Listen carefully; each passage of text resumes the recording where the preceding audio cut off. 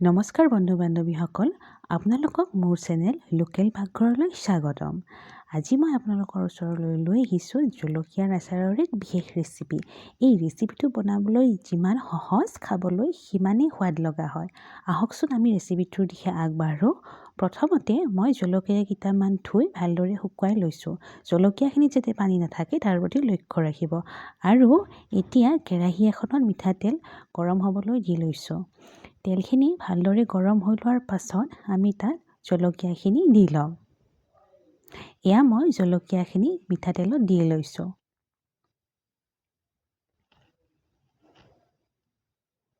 জলকীয়াখিনি দিওঁতে লক্ষ্য ৰাখিব জলকীয়াখিনিৰ ঠেনুখিনি যাতে আপোনালোকে আঁতৰাই লয়। ইয়াত মই জলকীয়াৰ ঠেনুখিনি আঁতৰাই লৈছোঁ। এতিয়া হেতা এখনেৰে জলকীয়াখিনি ভালদৰে ভাজি ল'ব।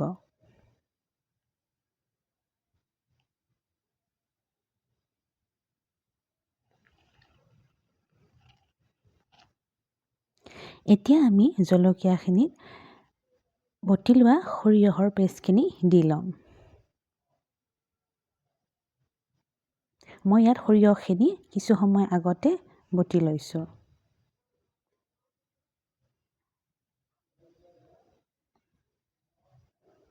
সৰিয়হখিনি সম্পূৰ্ণকৈ দিয়া হোৱাৰ পাছত আপোনালোকে ভালদৰে জলকীয়াখিনিৰ লগত সৰিয়হখিনি ভালদৰে মিহলাই ল'ব। সৰিয়হখিনি ভাজোঁতে লক্ষ্য ৰাখিব যাতে সৰিয়হখিনি বেছিকৈ ভজা নাযায়।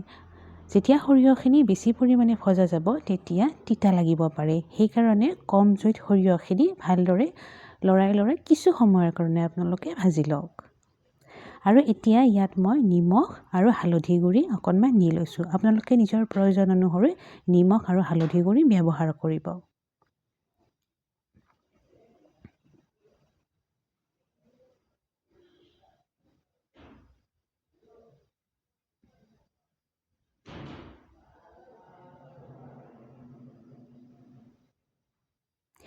নিমখ আৰু হালধিখিনি দিয়াৰ পাছত পুনৰবাৰ ভালদৰে হেতা এখনেৰে সৰিয়হ আৰু জলকীয়াখিনি আপোনালোকে লৰাই ল'ব।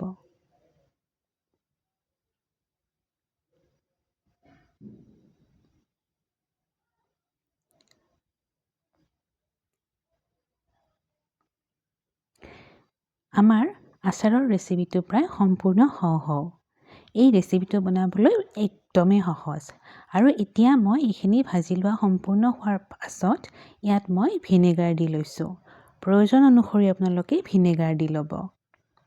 ভিনেগাৰখিনি দিয়াৰ পাছত ভালদৰে গোটেইখিনি এবাৰ মিক্স কৰি ল'ব আৰু আপোনালোকে ইয়াক নমাই থওক। আপোনালোকে এই আচাৰৰ ৰেচিপিটো বনোৱাৰ দিনাখনেই পৰিৱেশন কৰিব পাৰে।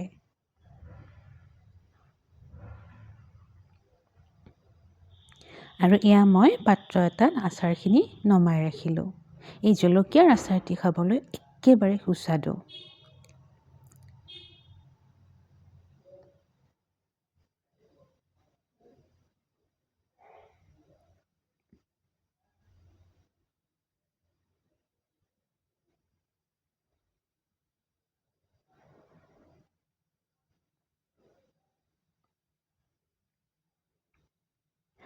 আৰু এই সুন্দৰ জলকীয়াৰ আচাৰৰ ৰেচিপিটো তৈয়াৰ হৈ গ'ল।